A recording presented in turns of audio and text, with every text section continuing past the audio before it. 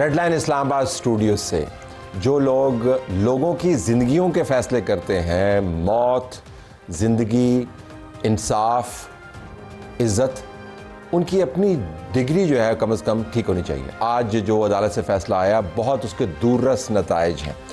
Justice Tariq Mahmood Jahangiri अब justice नहीं रहे हैं, वो एडवोकेट भी नहीं रहे हैं, अब वो काबिले गिरफ्त मुजरम ठहराए गए हैं। अब उनके ऊपर इस जुर्म का साबित होना कब होता है एक मुकदमे की सूरत में अलग बात, लेकिन उनकी डिग्री जो है वो जाली करार दे दी गई है और उनके अपने ब्रदर जजेस की तरफ से ये फ़ैसला आया है। ये बहुत बड़ा एक मामला है। इसके ऊपर सियासी जमातों ने भी अपने रद्द-ए-अमल का इजहार किया, वो भी हम आपके सामने रखेंगे। पैनल का तारुफ मैं आपसे करवा देता हूँ। हमारे पास नईम हैदर पंजौथा साहब मौजूद हैं तहरीक इंसाफ की तरफ से। इनकी जमात ने इसके ऊपर बड़ा एतराज़ किया, इसको एक ख़तरनाक डेवलपमेंट करार दिया। आपका शुक्रिया जी बहुत। बैरिस्टर अकील मलिक साहब वज़ीर मुमलिकत बराए कानून और इंसाफ हमारे साथ मौजूद होंगे, उनसे हम कानून और इंसाफ की बात करेंगे। दो जय्यद रिपोर्टर अवैस यूसुफजई साहब नुमाइंदा जियो न्यूज़, आपका बहुत शुक्रिया। साकिब बशीर नुमाइंदा 92 न्यूज़, आपका भी बहुत शुक्रिया। नाज़रीन, इसी प्रोग्राम के अंदर हम आपके सामने एक वीडियो भी रखेंगे। पाकिस्तान के अंदर जब आप लोगों की बातें सुनते हैं सियासतदानों की, तो लगता है कि आप दूसरे दो ममालिक की बात सुन रहे हैं। आज एक ही तकरीबन मौजू के ऊपर पाकिस्तान तहरीक इंसाफ के हवाले से दो हम आपको स्टेटमेंट सुनवाएंगे, मौलाना फजल रहमान की और मरियम नवाज़ की। तो आपको लगेगा कि जिस तरह दो मुख्तलिफ मुल्क में से आवाज़ें आ रही हैं। हम आपको डिग्री के हवाले से सोशल मीडिया पर जो बहस चल रही है उसका भी एक अक्स दिखाएंगे। बड़ी दिलचस्प बहस है। एक बहस ये है जी कि इतनी पुरानी डिग्री के हवाले से दस्तावेज़ात कैसे फ़राहम की जा सकती हैं, तो दूसरा जवाब ये आ रहा है जी कि अपनी किताबें खोल के देखें, सारों के पास दस्तावेज़ात मौजूद होती हैं। वो बहस क्या है उसके ऊपर भी आएंगे। मेहमानों का शुक्रिया अदा करते हुए नाज़रीन हम आपको ज़रा इसकी तारीख़ बता दें कि हुआ क्या। असल में मुद्दा शुरू हुआ जुलाई 2023 में, जब जस्टिस जहांगीरी की उस वक्त मुबैना जाली डिग्री के ख़िलाफ़ सुप्रीम जुडिशल काउंसिल में शिकायत दर्ज करवाई गई। उसके बाद जो अगला साल चढ़ा 2024 जुलाई से लेकर और ये चला 25 सितंबर तक, इसके अंदर बहुत सारे मामलात ख़राब भी हुए। 2024 के अंदर मियाँ दाऊद ने इस्लामाबाद हाई कोर्ट में जाली डिग्री तहकीकात की दरख्वास्त दायर की। इसके ऊपर रजिस्ट्रार ऑफिस ने पहले एतराज़ात लगाए। उस वक्त चीफ जस्टिस आमिर फ़ारूक ने एतराज़ात की समाअत के बाद फ़ैसला महफूज कर दिया। फिर जस्टिस आमिर फ़ारूक चले गए सुप्रीम कोर्ट में और मामला कुछ तअत्तुली का शिकार हुआ। सिंध हाई कोर्ट इसके अंदर इन्वॉल्व हुई। वहाँ पर अब जो जहांगीरी साहब हैं उनकी तरफ से दरख्वास्तें जाहिर की गई और कहा गया कि हमें फ़रीक बनाया जाए, उसको इग्नोर कर दिया गया। फिर एक बड़ी डेवलपमेंट हुई जब सितंबर के इर्द गिर्द जामिया कराची की तरफ से एक प्रेस रिलीज़ जारी हुई। इससे पहले उनकी सिंडिकेट की एक मीटिंग भी थी, लेकिन जो प्रेस रिलीज़ जारी की गई उसने तो मामला तब्दील कर दिया जहांगीरी साहब के लिए, जिसमें उन्होंने कहा कि जस्टिस जहांगीरी कभी इस्लामिया लॉ कॉलेज के तालिब इल्म नहीं रहे। इसके बाद जो नए चीफ जस्टिस हैं सरफराज डोगर साहब और जस्टिस आज़म खान ने अगले साल यानी 2025 में कुछ महीने पहले जस्टिस साहब को काम करने से रोक दिया। फिर मुकदमा चला। इसके बाद इन्होंने अपनी मुअत्तली को अदालत में चैलेंज भी किया, कस्में भी उठाएं, फिर ख़ुद पेश भी हुए और आज फ़ैसला आ गया कि आपकी डिग्री जो है वो जाली है। अब एक जज जो इतने तवील अरसे से एक प्रोसेस के ज़रिए गुजर कर इस मुकाम पर पहुँचा, उसकी डिग्री अगर जाली निकले तो फिर उसके जितने फ़ैसले हुए उन फ़ैसलों का क्या होगा। और फिर उस अमल के बारे में हम क्या बात करें कि जिसने एक जज को वेट करके इस मुकाम तक पहुंचाया कि उसके बराबर के जज जो हैं सुप्रीम कोर्ट में एलिवेट हो रहे हैं, उसके बराबर के जज जो हैं उसी हाई कोर्ट के चीफ जस्टिस बन रहे हैं। उन जजेस की डिग्रीज़ के ऊपर भी क्या रिफ्लेक्शन आनी चाहिए या नहीं आनी चाहिए, सबकी डिग्रीज़ देखनी चाहिए। और फिर ये है कि अब चूँकि ये दो नंबरी साबित हो गई है, तो फिर एक्स जज साहब के पास अब क्या कानूनी चाराजोई के मामलात बचे हैं और क्या ये काबिले गिरफ्त जुर्म है या नहीं है। अगर जुर्म है तो ऐन मुमकिन है मुकदमा हो और वो जेल की सुलाहों के पीछे भी हो सकते हैं। इसके ऊपर ज़रा हम जानना चाहेंगे। पंजौथा साहब, आपसे बात का आगाज़ करते हैं। आपकी जमात का नाम ही तहरीक इंसाफ है, तो इंसाफ का मतलब है कि प्रोसेस के ज़रिए आपने मुकदमा लड़ा और उसके बाद फ़ैसला आ गया। फ़ैसला भले आपको पसंद हो या ना हो, आप इसको ख़तरनाक डेवलपमेंट क्यों कह रहे हैं? बहुत शुक्रिया, बड़ी नवाज़ तरह साहब आपने मौका दिया जी। ख़तरनाक जब काम होगा तो ख़तरनाक डेवलपमेंट ही कहा जाएगा। आप देखें ये मामला उठा कहाँ से, जब तारिक जहांगीरी साहब ने 3 हलकों के हवाले से बिल्कुल अपना क्लियर मौक़िफ़ रखा और कहा कि मैं प्रेशर के अंदर नहीं आऊँगा। उन्होंने फॉर्म 45 इनसे मंगवाए उसके बाद ये सिलसिला शुरू हुआ। ये जो कार्रवाई सारी स्टार्ट की गई कि उन्होंने इंसाफ का साथ दिया, इस वजह से इनके खिलाफ ये रेफरेंस भी आया, इस वजह से इनके खिलाफ दरखास्तें भी आई। तो आप ये कह रहे हैं कि इस वजह से फैसला आया, तो लेकिन डिग्री उनकी असली है? आज उन्होंने बिल्कुल, रजिस्ट्रार ने कहा है कि डिग्री बिल्कुल जेन्युइन है, डिग्री का तो कोई मामला ही नहीं है। जेन्युइन है, लेकिन इनकी नहीं है ना, वो जिसकी है वो इनकी बताए। रजिस्ट्रार ने ये कहा है कि बिल्कुल ऐसी कहा है। उन्होंने कहा कि बेज़ाब्तगी का मामला है। देखिए, उन्होंने कहा कि बेज़ाब्तगी का मामला है। यहाँ पर रजिस्ट्रार खड़े होकर उन्होंने इस बात को एडमिट किया कि डिग्री बिल्कुल जेन्युइन है। ये क्लास 1 के अंदर भी बैठे, क्लास 2 के अंदर भी बैठे, क्लास 3 के अंदर भी बैठे। इशू ये है जी कि एनरोलमेंट का मामला है कि 2 एनरोलमेंट्स हुई हैं जो हो नहीं सकती, 2 हो नहीं सकती, जिनको बाद में, अब जाहिर बात है, प्रेशर डाल के इस्लामिया कॉलेज से भी ये खत भिजवाया गया। तो आप कह रहे हैं एनरोलमेंट भी डबल जो है सारा जो इन्होंने बनाई। तारिक जहांगीरी साहब ने कोई नहीं, तारिक जहांगीरी साहब का मसला 3 हलकों का है। अब देखें, सुप्रीम जुडिशियल काउंसिल जो है आर्टिकल 209 के तहत उसके पास इख्तियार है कोई भी, किसी भी जज, सुप्रीम कोर्ट का हो या हाई कोर्ट का, उसके खिलाफ कार्रवाई करने का। यहां पर को वारंटो की जो रिट पिटीशन दायर की गई है, ये बिल्कुल नहीं बनती थी, क्योंकि एक फॉरम मौजूद है जजेस के खिलाफ कार्रवाई के लिए, चाहे फोरम का मामला हो, पहले जरा रिपोर्टर से पूछ लेते हैं, आपकी अंडरस्टैंडिंग क्या है कि आज डिग्री जाली साबित हो गई है या नहीं हुई है? मैंने जो पढ़ा है उसमें तो बड़ा वाज़ेह है कि ये जाली है। तलत साहब, ये जो डिग्री है ना, बेसिकली फेक इसको नहीं कहा गया, इनवैलिड कहा गया। इनवैलिड, ये एक तो ये मैं आपको बताऊं, क्योंकि ये जो डिग्री थी ये यूनिवर्सिटी ने खुद जारी की थी, ये उन्होंने एडमिट किया है, और फिर उन्होंने मनसूख कर दी, ये भी उन्होंने बता दिया। और क्यों मनसूख हुई उसकी फिर वजह बताई उन्होंने कहा कि ये जब फर्स्ट टाइम अपीयर हुए तो ये चीटिंग करते हुए पाए गए, जिसकी वजह से अनफेयर मींस कमेटी के सामने मामला चला गया था, और उन्होंने ये डिसाइड किया था कि इन पे 3 साल की पाबंदी लगाई जाएगी, और 3 साल से पहले ये अपीयर नहीं हो सकते थे। लेकिन इन्होंने क्या किया कि एनरोलमेंट नंबर चेंज करके किसी और के एनरोलमेंट नंबर पे ये अपीयर हुए, इन्होंने इम्तिहान खुद दिए, इन्होंने डिग्री हासिल भी की, और यूनिवर्सिटी ने डिग्री भी दी। जो ये जो प्रोसेस था ना, जो चीट करके उन्होंने ये डिग्री हासिल की, उस बुनियाद पर इनकी डिग्री को कैंसिल किया गया। तो ये फेक डिग्री नहीं है, इनवैलिड डिग्री है। इनवैलिड डिग्री है, यानी मंजिल तो ठीक थी लेकिन गलत ट्रेन पे बैठे हुए थे और टिकट नहीं था इनके पास। इस तरह कुछ मामला हुआ? आपकी अंडरस्टैंडिंग क्या है? मेरा ख्याल ये है कि वो तो डिटरमिन होना था या होना है कि वो गलत ट्रेन पे थे या तो हो नहीं गया, आज नहीं हुआ। उसकी एक वजह है, ये मई 23 मई 2024 का मामला शुरू होता है, और तब से लेकर अब तक कराची यूनिवर्सिटी ने जो भी कार्रवाई की उसमें उनको नोटिस नहीं किया कि उनको नोटिस करके पूछ लेते। अब इस्लामाबाद हाई कोर्ट की जब बारी आई तो 9 दिसंबर को पहली दफ़ा नोटिस हुआ, और आज 18 दिसंबर को फैसला भी आ गया। को वारंटो की पटिशन में, अच्छा, 1 साइडेड ये सारा चला है। अब जस्टिस जहांगीरी अगर हल्फिया बयान दे रहे हैं कि मेरी डिग्री असली है, मेरे पास जो रिजल्ट्स उस वक्त के रिजल्ट कार्ड हैं वो पड़े हुए हैं, अब वो पड़े हुए हैं या नहीं होने, वो डिटरमिन होना है ना, असेस होना है, असेसमेंट होनी है उसकी। वो कह रहे हैं कि मुझे टाइम दें जवाब जमा कराने के लिए। को वारंटो की पटिशन का मैं एक लतीफ़ा आपको सुना देता हूँ। मैं हाई कोर्ट से निकल रहा था, शाम ढल रही थी, तो वहाँ एक अदालती एहलकार थे, जाहिर सी बात है वो अदालती एहलकार वो होते हैं कि जो सारी पटिशन्स को देख रहे होते हैं। वो कहते हैं कि को वारंटो की पटिशन में किसी को, सीनियर क्लर्क को, किसी चपड़ासी के खिलाफ तो नहीं आती, लेकिन किसी ओहदेदार के खिलाफ अगर आती है तो उसके साथ भी वो अशर नहीं होता जो जस्टिस जहांगीरी के साथ 9 दिनों में हुआ है। को वारंटो की पटिशन में बाकायदा नोटिस दिया जाता है, हेयरिंग्स होती हैं, बाकायदा उसमें उसको डिफेंस का टाइम दिया जाता है कि अगर आप आपके खिलाफ मौकफ ये आया है तो आप अपना डिफेंस में कोई चीज लाएं। तो ढलती शाम जिससे आपने बात की जी, तो वो ज़रा फिर कोई साया वाया ही होगा, चेहरे तो उसके नजर नहीं आ रहे होंगे, हमें को बंदा होगा चलते उसने बात, लेकिन था अदालती एहलकार। नहीं, मैं ये कह रहा हूं कि मैं आपने मंजर कशी की ना, ढलती शाम, ढलती शाम मैंने इसलिए कहा क्योंकि मैं निकल रहा था हाई कोर्ट से, तो इसलिए मैं ढलती शाम। तो कहने का मकसद ये है कि चंद घंटों में कराची यूनिवर्सिटी के कंट्रोलर ने 40 साल पुराना मामला चेंज आए कि वो कहते हैं कि ये आप, क्योंकि 40 साल पुराना है, आप इसके इंक्वायरी कमेटी बनाएं, वो सारा रिकॉर्ड डिटरमिन। लेकिन मुझे अब ये पता चल गया कि चंद घंटों में इनवैलिड जहांगीरी साहब से जो एक गलती हुई उनके अलावा, जिसका आपने तज़किरा किया और बैरिस्टर साहब को खुशामदीद कहते हैं, उनसे ही बात करते हैं, वो ये था कि उन्होंने अगर आप दोनों से मशवरा किया होता तो वो केस अच्छा लगता है।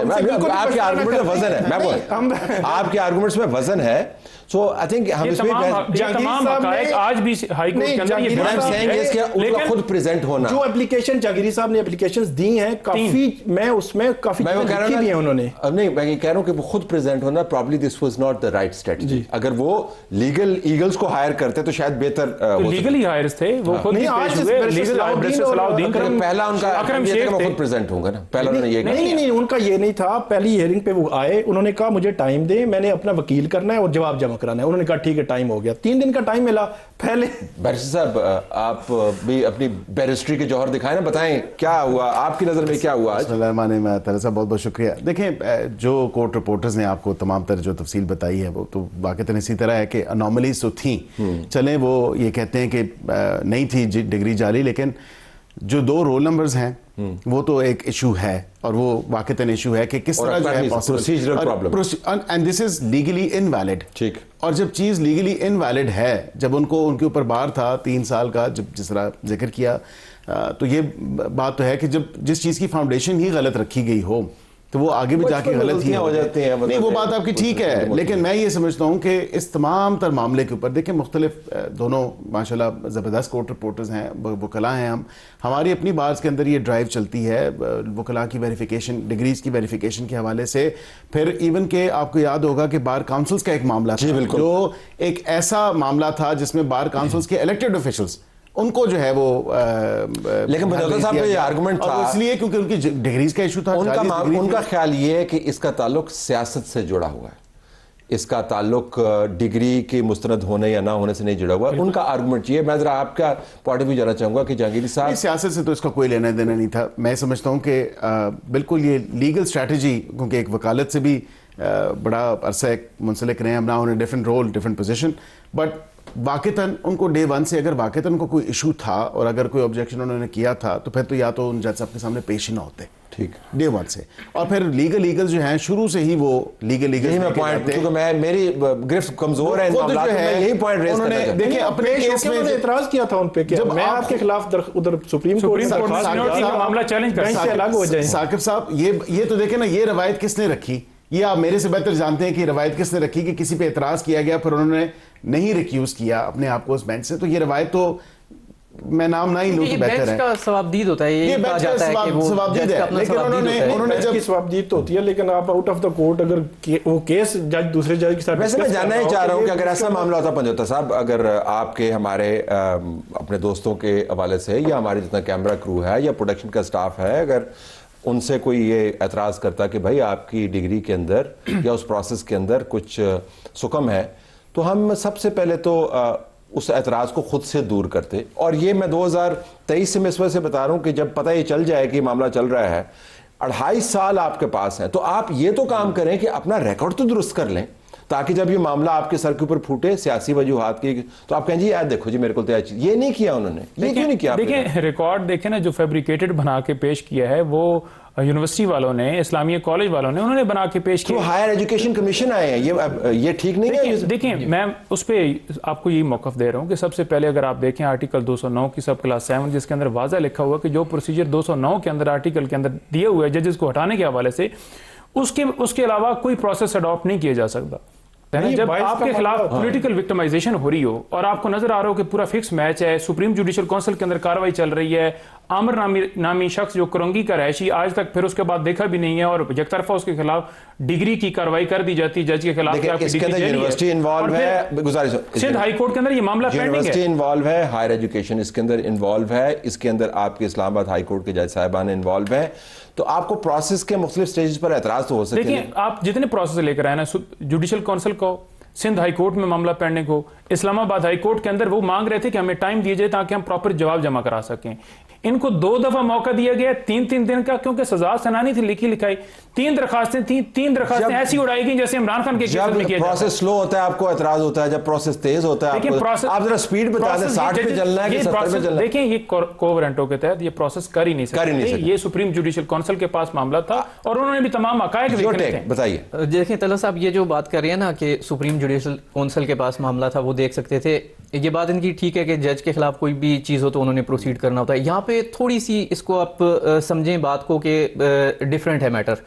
डिफरेंट क्या है कि यहाँ पे ये कहा जा रहा है कि वो जज बनने के अहल ही नहीं थे क्योंकि उनके पास डिग्री नहीं थी। यहाँ तो उसने एलिजिबिलिटी देखना का मामला है, ठीक उन्होंने है। देखना है। अच्छा, दूसरी बात ये कि Supreme जो Judicial Council में। फॉर्म आज पेश हुए हैं, जो कराची यूनिवर्सिटी के रजिस्ट्रार आए, उन्होंने कहा जो पार्ट 1 पे उनका नाम लिखा हुआ है वो लिखा हुआ है तारिक जहांगीरी वल्द मोहम्मद अकरम। जो पार्ट 2 पे उनका नाम लिखा हुआ है वो लिखा हुआ है तारिक महमूद वल्द काजी मोहम्मद अकरम। अब जानबूझ के जो दोनों फॉर्म्स हैं उनमें नाम भी हल्का सा चेंज किया गया। जहांगीरी दोनों में है? नहीं है दोनों में। अच्छा, एक में महमूद नहीं है, एक में जहांगीरी नहीं है। अकरम तो है ना दोनों में? जी, अकरम दोनों में। हाँ, वो तो ठीक है, वो तो ठीक साबित है। हो। मतलब वैसे जानना चाह रहा हूँ ना तारिक भी क्या है, है। तारिक भी है। अच्छा, ये जो फॉर्म है उस पे उनकी पिक्चर भी लगी हुई है, वो उन्होंने खुद फिल भी किया है, तो ये चीजें तो रिकॉर्ड में किसी ने नहीं बनाई ना। रिकॉर्ड का हिस्सा है, ये रिकॉर्ड का हिस्सा है। ये मैं आपको इसकी ये बात बताना कर रहा था कि भाई अगर आपको देखें ना, आप सबसे पहले जाके अगर एतराज हो तो आप जाते हैं कि जो यार रिकॉर्ड तो दुरुस्त करें। ये एक हमारे लोअर मिडिल क्लास की एक सिफ्त है कि यार डिग्रियां तो सही कर लें। तो आपके पास 2.5 साल थे, आपने अपने कागज ही दुरुस्त नहीं किए।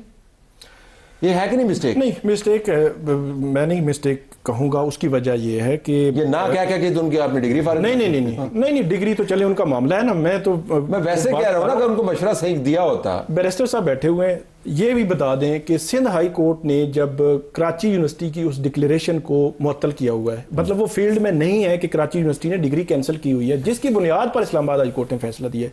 अब आप यही बता दें कि क्या ये प्रोसीडिंग्स इस तरह आगे बढ़ सकती हैं कि जहां डिक्लेरेशन मुअत्तल है, उनका फैसला फील्ड में ही नहीं है कराची यूनिवर्सिटी का, उसकी बुनियाद पर इस्लामाबाद हाई कोर्ट ने फैसला दे दिया है। तमाम तर रिकॉर्ड उन्होंने मंगवाया है और वो अभी तो शॉर्ट ऑर्डर आया है, अभी तो डिटेल ऑर्डर आया नहीं कि मैं आपको बताऊं कि कौन सी वजूहात हैं जो उन्होंने वहां पे। ये आपने सही बात नहीं, आज प्रोसीडिंग में सारी बात हुई है ना, ये सारी प्रोसीडिंग की बात और मैं तो डिटेल ऑर्डर मुझे तो ऑर्डर के ऊपर, मैं तो ऑर्डर का पाबंद हूं। हमें पता है आप प्रोसीडिंग्स में हम रिपोर्ट करते रहते हैं, लेकिन जो लिखा हुआ आएगा वो असल में तो ऑर्डर नहीं, तालिब साहब गुजारिश जो वो कर रहे हैं वो ये कह रहे हैं कि मामला इल्तवा है, वहां पर डिग्री का मामला डिसाइड होना है सिंध हाई कोर्ट के अंदर, तो इस्लामाबाद हाई कोर्ट और उसने स्टे किया हुआ है, उस डिग्री की बुनियाद पर डिस्क्वालीफाई कैसे कर तमाम तर मामला जो है उसमें उन्होंने हुक्म रिकॉर्ड यहाँ पे तलब कर लिया, जो कोर्ट रिपोर्टिंग होती रही है, क्योंकि मैं तो अदालत में मौजूद नहीं था। आपने कहा सारा मामला वहां पे उन्होंने तलब कर लिया, सारा रिकॉर्ड तलब कर लिया, उनको बिल्कुल एम्पल अपॉर्चुनिटी दी गई। लेकिन उसके साथ ये जो एक बात है, ये बिल्कुल दो डिफरेंट बातें हैं। इस बात की हद तक तो मैं भी इत्तेफाक करता हूँ कि तमाम तर मामला 209 के तहत ही हो सकता है, जो कि मोस्ट अप्रोप्रिएट फोरम है। लेकिन ये एक नॉवल सिचुएशन है जो आपने जिक्र किया, बिल्कुल इस हवाले से तलत साहब, ये केस ऑफ फर्स्ट इंप्रेशन है कि शुरू दिन से ही अगर वो अहल नहीं थे और डिग्री का एक बहुत बड़ा क्वेश्चन मार्क है, तो फिर उस पे क्या किया जाए? Supreme judicial council novel situation है, लेकिन मैं इन प्रिंसिपल कह रहा हूं ना, 209 के तहत जब किसी भी मामले में फैक्चुअल कंट्रोवर्सी आ जाए, इसमें भी बैरिस्टर साहब वजाहत कर देंगे कि फैक्चुअल कंट्रोवर्सी आ जाए कि एक फ्रीक कह रहा है कि ये डिग्री आपकी 199 में नहीं या इनवैलिड है, दूसरा फ्रीक कह रहा है कि मैं हल्फिया को उठाता हूं और चलो हलफ को साइड पे कर दे कि मेरे पास रिकॉर्ड पड़ा नहीं पड़ा साइड पे। लेकिन जब फैक्चुअल कंट्रोवर्सी आ गई तो फिर ये हाई कोर्ट कर ही नहीं सकती। जिस खूबसूरती से आपने हलफ को साइड पे किया है ना, वैसे उनका तमाम देखने वाले हो सकते हैं कि जज्बाती नहीं है, दरख्वास्त गुजार ने भी हलफ उठा लिया। जब जज साहब जो हैं वो कसम उठाने लग जाते हैं ये जानते हुए कि उसका एक तकद्दस है, लेकिन कानूनी ग्राउंड तो नहीं बनती ना। नहीं, लेकिन ये भी है ना, नहीं करना चाहिए साहब, ये भी है कि जो आपके खिलाफ आप एक जज है जैसे सरफराज डोगर साहब, उनके खिलाफ कानूनी जंग लड़ रहे हैं, तो क्या वो बाइस नहीं होता कि वही केस सुन के आपके खिलाफ आपको घर पे ही पहले बताया कि ये रिवायतें हमने खुद ही तोड़ी हैं, ये बड़ा पॉइंट है, हम खुद ही नहीं, वो जो बैरिस्टर साहब जिसका हवाला दे रहे हैं वो बड़े माइनर से इश्यूज हैं। ये डायरेक्ट एक कानूनी जंग जो पेंडिंग पड़ी हुई है वफाकी आईन। माइनर की जब तरक्की मेजर पे होती है और मेजर की तनज़ली जब माइनर की तरफ जाती है, हमें बड़ी खुशी होती है। जरा वापस आए, आप हर चीज को सियासत से क्यों जोड़ते हैं? देयर इज अ पॉसिबिलिटी कि हो सकता है प्रोसेस में गलतियां हुई हो, आपने पॉइंट आउट किया, हो सकता है तसब्बुब का एलिमेंट भी हो, लेकिन आपका हर चीज जो है वो खींच के आप उस तरफ क्यों नहीं जाना, हल्कों की तरफ क्यों नहीं जाना चाहते? उसकी वजह मैं आपको, तो मैं सवाल क्यों कर रहा हूं, इस वजह से जब आप ये करते हैं तो आप ये बता रहे हैं कि बाज़ जज जो हैं वो आपकी तरफ इंक्लाइंड है, और आज आपको दुख इस वजह से है कि एक उनमें से मुबैना तौर पर ऐसा जज जो है वो फारिग हो गया, ये इंप्रेशन बनता है। तो ये ना क्या करें, मेरिट पे बात किया। लेकिन तालिब साहब, अगर वो 3 हलकों का फैसला करते हुए कह देते ना कि दरखास्तें हम खारिज करते हैं, तो आज तारिक जहांगीरी साहब की डिग्री का मामला इस हद तक इम्कानात है ना जी, इम्कानात नहीं जी, वो ये फैक्ट नहीं है। देखिए आप, ये फैक्ट नहीं है। आप एक बच्चे से पूछ लें, सरगोदा जज, मैं बच्चे से क्यों पूछूं जब जिसके पास लाइसेंस नहीं है, मैं बच्चे से क्यों? मैं गुजारिश कर रहा हूँ ना कि सरगोदा जज जो हैं, नईम साहब उनका नाम था, उन्होंने भी इस तरह जो है वो बिल्कुल 9 मई के केसेस के अंदर जब मामला इंसाफ की तरफ लेकर बढ़े तो उनके ऊपर भी ऐसी प्रेशर डाला गया और उन्होंने भी फिर लेटर लिखा chief justice Lahore high court को। फिर चीफ जस्टिस ने उसके ऊपर नोटिस लिया तो चीफ जस्टिस को भी वहां से हटा के, आपकी बात मुझे मजे की लेटर है नहीं लेटर उनको सुप्रीम कोर्ट भिजवा दिया। ताल्लुक जोड़ रहे हैं, मतलब सियासी हम तो नहीं कर रहे ना, वो बता रहे हैं कि हमें हरासा कर रहे हैं, इससे बड़ा और क्या सबूत हो सकता है? देखिए ना, वो तो आपके वो उनका सबूत होगा, लेकिन इस केस के अंदर आप इस मामले को सियासत से जब जोड़ते हैं तो तज्जियाती तौर पे तो अच्छा लगता है, लेकिन एविडेंस नहीं है ना आपके पास। एविडेंस है ना, क्या एविडेंस? आप देखें कि 26वीं तरमीम के तहत सरफराज साहब को भी और आजम खान साहब को, इन दोनों को यहां तैनात किया गया। कैसा कोइंसिडेंट है कि इनके पास ही केस जाता है और जिनके पास इख्तियार नहीं है, जिनके पास इख्तियार नहीं है वो सुप्रीम जुडिशियल काउंसिल का भी इख्तियार लेकर कार्रवाई करता है। वो आप सुप्रीम जुडिशियल काउंसिल, अच्छा ये फिर और क्या ये कॉन्स्टिट्यूशनल कोर्ट इसका नोटिस ले, ये कहां पे जाएं, ये इसके ऊपर वजाहत करें। अब कोर्स ऑफ एक्शन क्या है जहांगीरी साहब के लिए? देखें, जो जहांगीरी साहब है ना, उन्होंने बड़ी स्ट्रेटजी के तहत ना जो 27वीं आईनी तरमीम है उसको चैलेंज नहीं किया, क्योंकि जो उनके फेलो जजेस थे उन सब ने इसको चैलेंज किया था और ये तय किया था कि उनके सामने हम पेश नहीं होंगे, तो उसमें ये शामिल नहीं थे, मतलब अपने फेलो जजेस के साथ। पता था कि मामला जाना किधर है, मामला अल्टीमेटली वहां जाना है। और उन्होंने देखें उससे पहले एक पिटीशन फाइल भी की आईनी अदालत में। अब एक चीज आपको मैं बताऊं कि थोड़ा सा मुझे वो खुद भी कंफ्यूज नजर आए। देखें, पहले दिन जब वो पेश हुए कोर्ट में, उन्होंने पहला एतराज बेंच पे ये किया कि ये तो सिंगल बेंच जो है वो सुन सकता है, डिवीजन बेंच आपने क्यों बना दिया, मेरा तो एक राइट ऑफ जो इंट्रा कोर्ट अपील था वो इन्फ्रिंज हो गया। एक एतराज ये था।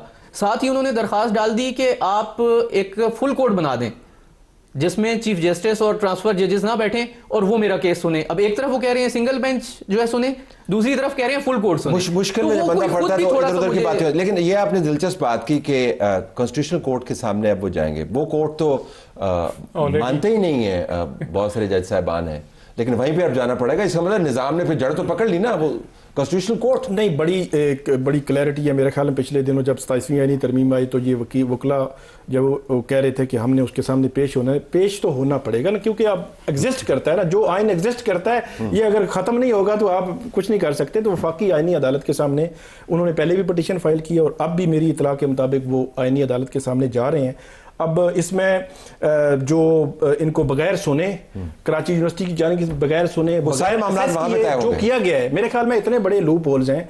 ये फैसला शायद वो जस्टिस शौकत अली सिद्दीकी का केस था तो उसमें 2018 में उनको हटाया गया था।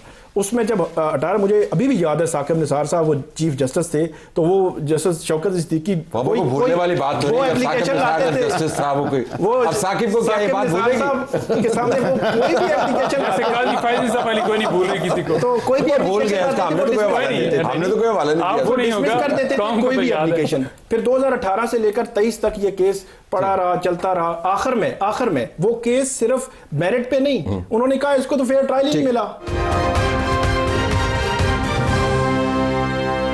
बर साहब, ये निज़ाम के बारे में ये जो लोग प्रोग्राम देख रहे होंगे, जो इन जज साहिबान के सामने पेश होते हैं, जिसमें से एक की डिग्री के बारे में इनवैलिड आज करार दे दिया गया, वो खुद इंसाफ की तलाश में है, उसके प्रोसेस के ऊपर एतराज़ात उठाए जा रहे हैं, वो सोच रहे होंगे कि एक जिस जज के सामने हम पेश होते रहे हैं या अब जो पेश हो रहे हैं, पता नहीं इनके कागज भी दुरुस्त हैं या नहीं है। एक तो ये है।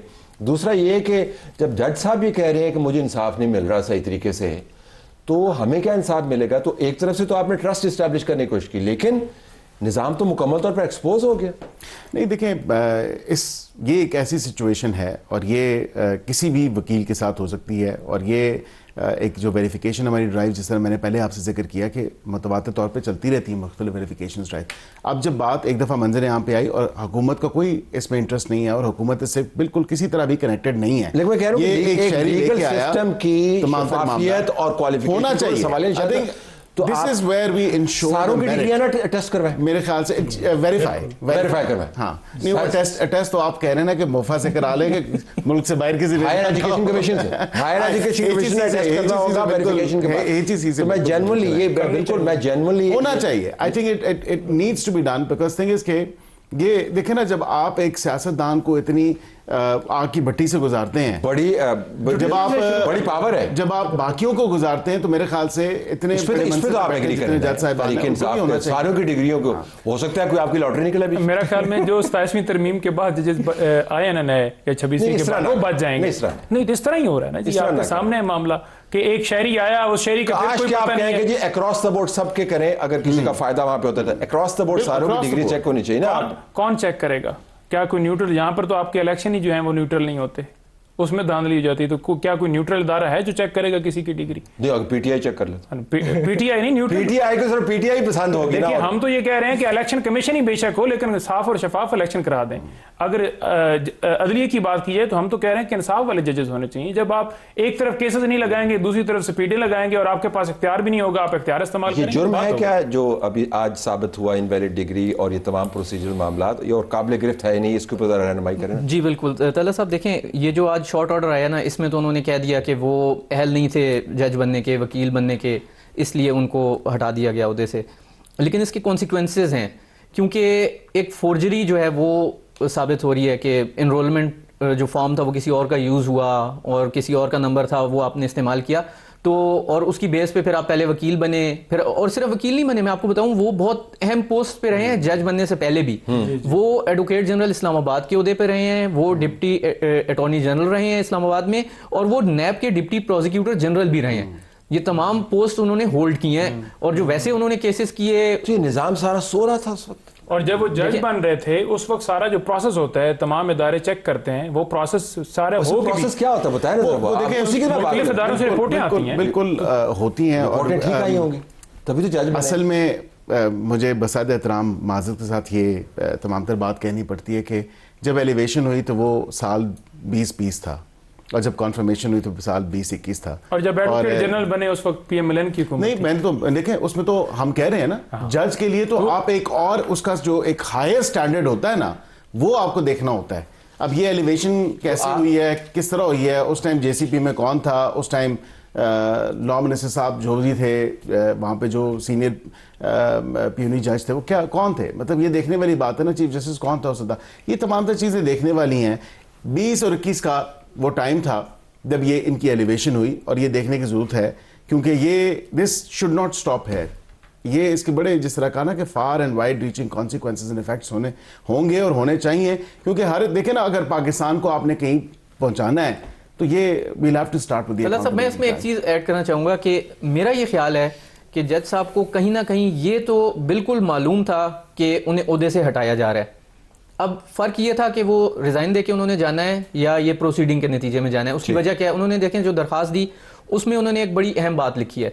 उन्होंने लिखा है कि जो चीफ जस्टिस हैं सरफराज डोगर, उन्होंने मुझे बुलाकर कहा, एक तो ज़ेर इल्तिवा जो केस है वो डिस्कस किया, और मुझे ये कहा कि बहुत दबाव है इस केस को जल्द लगाने के लिए मेरे ऊपर, और साथ ही उन्होंने मुझे तजवीज़ दी कि आप एक पोस्ट डेटेड जो है रेजिग्नेशन दे दें, तो उसको बाद में एक्सेप्ट कर लिया जाएगा और फिर आप भी जो है सुखी और हम भी सुखी। इसके ऊपर डोगर साहब की तरफ से तो कोई इस पे कोई वो नहीं आया, लेकिन ये दरखास्त उनकी एग्जिस्ट कर रही है ना, जो उन्होंने फाइल की है।